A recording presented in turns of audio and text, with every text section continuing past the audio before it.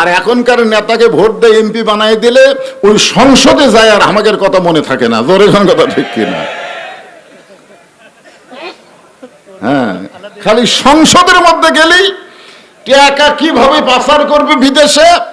বাংলাদেশের 2,40,000 কোটি টাকা বিদেশে পাচার করেছে এই শালা এমপিরা। জোরে কোন কথা ঠিক কিনা?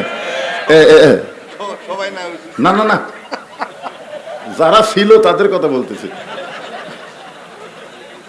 আমাদের বাংলাদেশ গরিব দেশ না, আমাদের বাংলাদেশ হলো সোনার দেশ। আপনাদের গাবতলীর সন্তান আল্লাহর জিন্দা ওলি ছিল, এখন আল্লাহর ওলি হয়ে কবরে আছে শহীদ প্রেসিডেন্ট জিয়াউর রহমান। জোরে বলেন কথা ঠিক কিনা?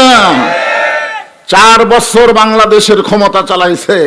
আল্লাহ যদি তাকে আরো 4টা বছর হায়াত দিত, এই বাংলাদেশের মতন থাকতো না।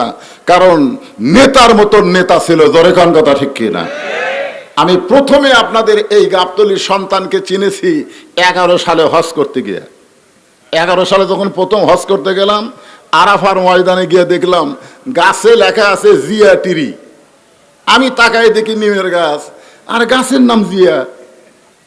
তখন আমাকে একজন বলল, বাংলাদেশের শহীদ প্রেসিডেন্ট জিয়াউর রহমান আরাফার ময়দানে সমস্ত গাছ লাগাইছে। ওই নিমের গাছে যখন বাতাস লাগে মনে হয় বাতাসটা জান্নাত থেকে আল্লাহ হাজী সাহেবদের গায়ে বাহায়া দিচ্ছে। জোরে কোন সুবহানাল্লাহ। 2 ব্যাটারি ভর্তি করাবার গেছে, স্যার জিজ্ঞাসা করতেছে, তোমাকে বাপের নাম কি? তো বাপের নাম কয় না। আবার জিজ্ঞাসা করেছে বাপের নাম কি, মায়ের দিকে তাকাইছে। মা তখন বলছে বলো।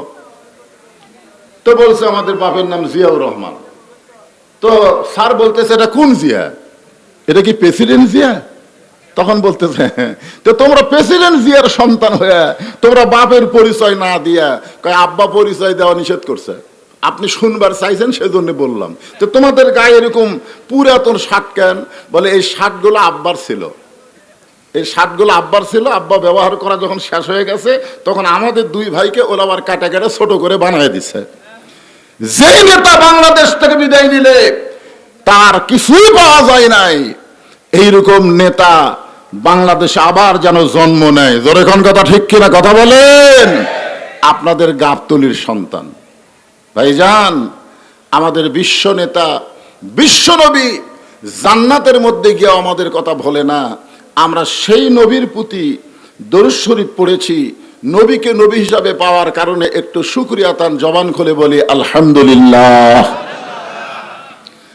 আমরা আল্লাহর প্রশংসা করার আর একটা কারণ হলো যে কোরআন থেকে আপনারা তাফসির শুনবেন। এই কোরআনের মধ্যে কোনো সন্দেহ, জোরে বলা লাগবে, এই কোরআনের মধ্যে কোনো ধোঁকা, এই কোরআনের মধ্যে কোনো গোঁজামিল।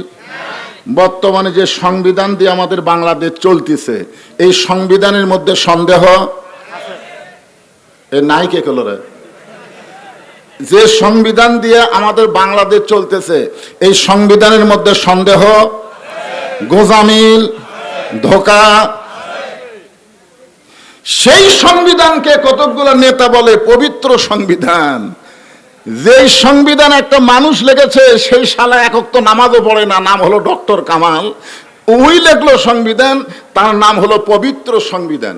আর পবিত্র সংবিধান মানুষের তৈরি করে না, পবিত্র সংবিধান হলো আমার আল্লাহর দেওয়া কোরআন। জোরে বলেন কথা ঠিক কিনা?